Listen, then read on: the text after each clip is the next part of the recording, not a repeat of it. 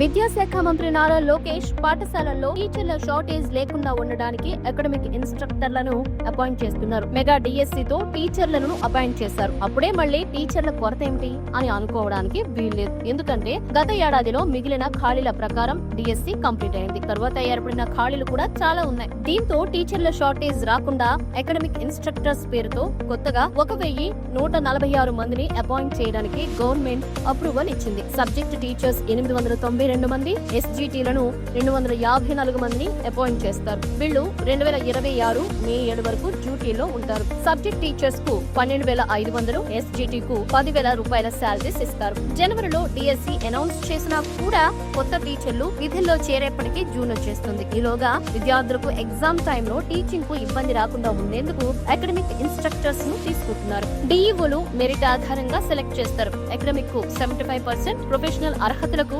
25% weightage ఇస్తారు. సొంత గ్రామం, మండలంలో ఉండే అభ్యర్థులకు ప్రయారిటీ ఉంటుంది.